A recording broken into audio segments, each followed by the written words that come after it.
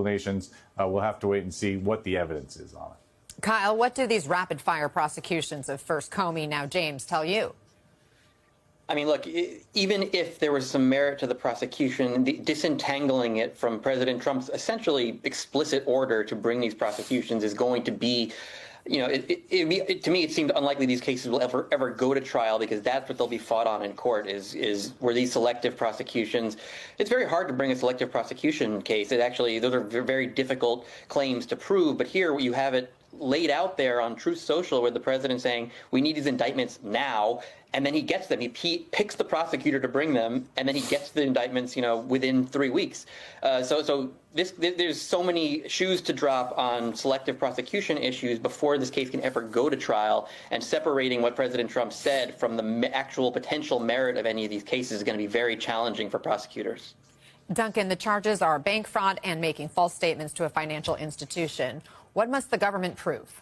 Well, it's a pretty simple case. What they have to prove at the end of the day is that she actually did that, but also that there was an intent to make some money from doing it, that there was some sort of criminal intent in doing it. And that's the fundamental weakness of what is a pretty straightforward case, that she actually intended to get this $19,000 benefit by cheating and lying on a bank form that she filled out wrong. My understanding is she actually filed that in her taxes. Yeah, I think it was all pretty open, and I think that they're going to have a very hard time proving that, and that's why you don't see any line prosecutors who are willing to sign their name on the prosecution itself or on the indictment. But before you ever even get there, she's got some core constitutional issues that she'll be able to get in front of the judge. One is this idea of vindictive prosecution. The other is there's a doctrine called outrageous government conduct, where even if it's true, even if what she did was true, the judge could still dismiss it because the prosecution's so laden with bias, with political motivation, that it offends the core notion of fundamental due process, substantive due process under the Constitution. And so before we ever even get into a courtroom and a jury's ever deciding whether there's intent or not intent, I think the judge is going to get a good crack at dismissing this case on a very, very, what I think is a strong selective prosecution case and a violation of her constitutional rights. Judge Shinlin, based on what you have seen so far, does this case appear to reach that burden of proof? It's a difficult question because there's almost no precedence. Judges have had these motions made to them, but almost never are they granted. This case might be the one exception where a judge actually could grant a motion to dismiss for selective or vindictive prosecution because of the statements that President Trump made before the indictment and after the indictment. He's been so clear that he directed his Justice Department to indict these people now. And the way he has described Letitia James, or the way he described James Comey, shows that his animus is the reason these cases were brought. Frankly, no federal prosecutor would have brought a case for this small amount of money without any proof of intent or plan or scheme to defraud, even if it's accurate that she said it would be a second home, but instead it's a rental home. And she did disclose on her tax return that she didn't spend any time there. She was very clear that it became a rental property. And remember, this wasn't the original property we were being told about, where there was confusion of first home, second home. This is a very different case. And Judge, we actually checked into how common these cases are, and we found in the most recent data less than 60 federal convictions of this type in a whole year across the country. A conviction we know can carry up to 30 years behind bars. Is that likely here? What are the key questions a judge needs to ask? Well, as I said, the first thing the judge is going to do is consider the motions to dismiss. Now, this judge is a pretty darn new judge. He's been on the bench only 2 years. He's 39 years old. He was a federal prosecutor. He was a law clerk to a federal judge, but he hasn't had a lot of experience in trial work. So as a judge. So we'll see, because dismissing the case would be a very strong statement, so to speak, and it could be appealed. There would be no double jeopardy at that point because jeopardy would not attach. So even if he dismissed it, it would be reviewed by an appellate court. So it's a long road between now and a potential trial. Duncan, how significant is it that it was, again, just Lindsay Halligan, the new interim U.S. attorney in this office, who signed the indictment? I think it helps Letitia James actually make out her case that this was vindictive prosecution. The fact that no one is willing to do it, not that that's admissible at a trial, but I think the judge will take note of it. And I think it's just devastating for morale of everybody who's at the Department of Justice right now, the career prosecutors who are there, who are watching their offices get gutted, who are watching, a new U.S. attorney come in who not only has no experience with criminal law at all. She's an insurance attorney. She's got no experience ever having presented a case to a grand jury. She was in there alone doing this for the first time. I think it just speaks volumes to what is going on here, and it's patently obvious on its face that this is something that is not enjoying the deep support of people who have done this for their careers. And it's just demoralizing to everybody who are really great public servants who still work in government service. Kyle, Trump ally, the Federal Housing Finance Agency Director Bill Pulte has appeared to target the president's political foes while look the other way when it comes to some of his allies. He was asked on CNBC last month about mortgage fraud allegations against Texas Attorney General Ken Paxton. Take a listen. Public officials shouldn't be exempt from scrutiny. Speaking of that, Ken Paxton, Texas Attorney General, running for U.S. U.S. Senate, there's at least, it looks like, 3 examples, working examples right now of what could be described as alleged mortgage fraud. Is that something you're looking at?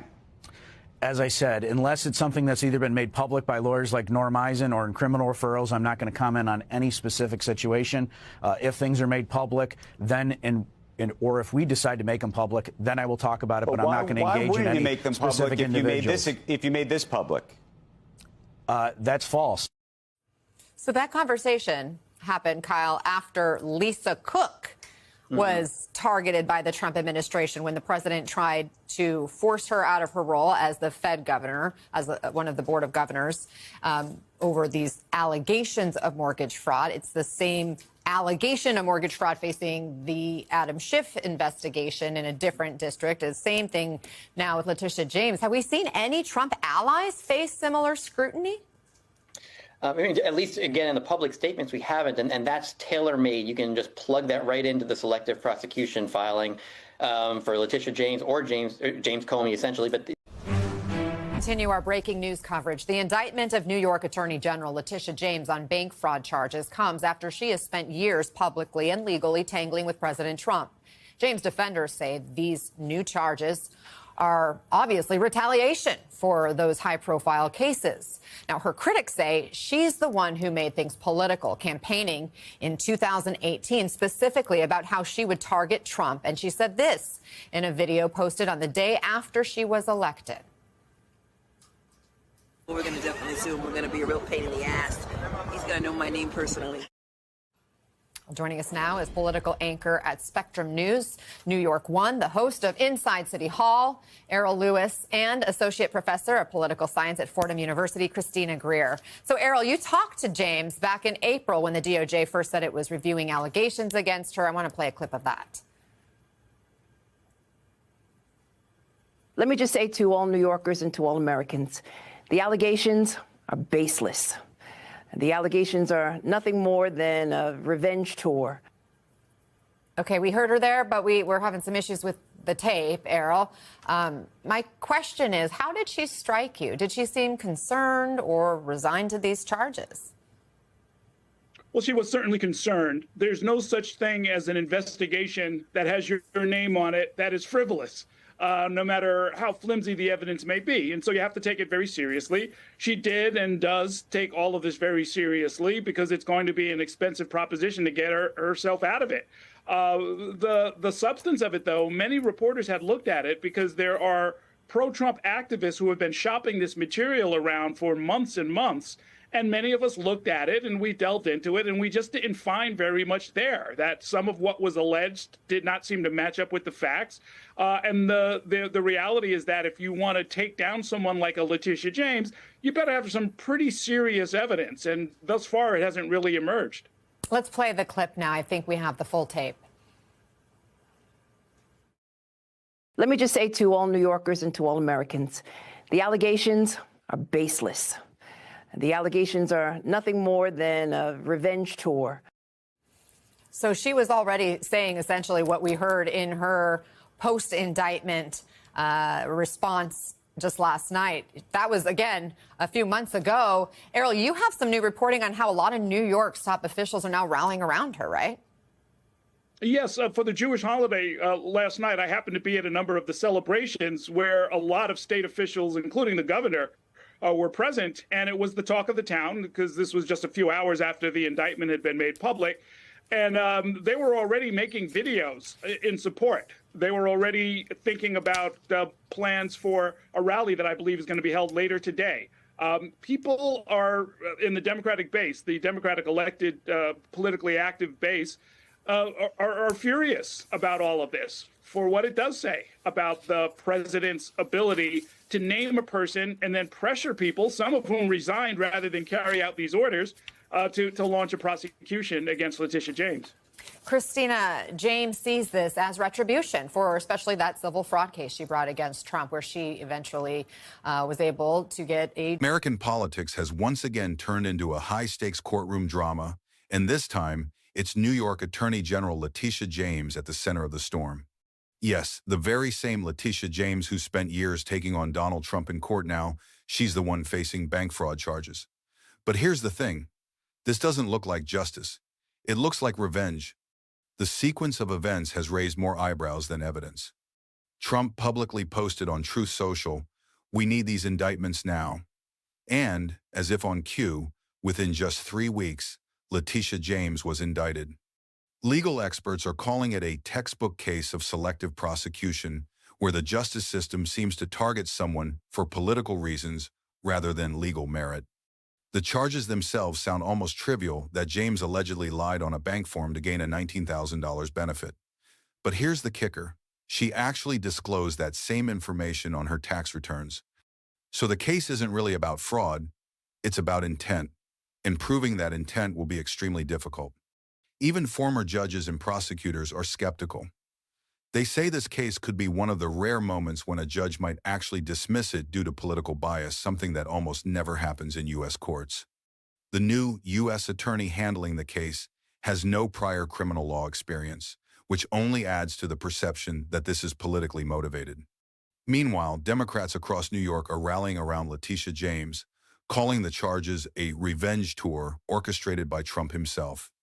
Her supporters argue that no federal prosecutor would normally pursue a case this weak, especially for such a small amount of money.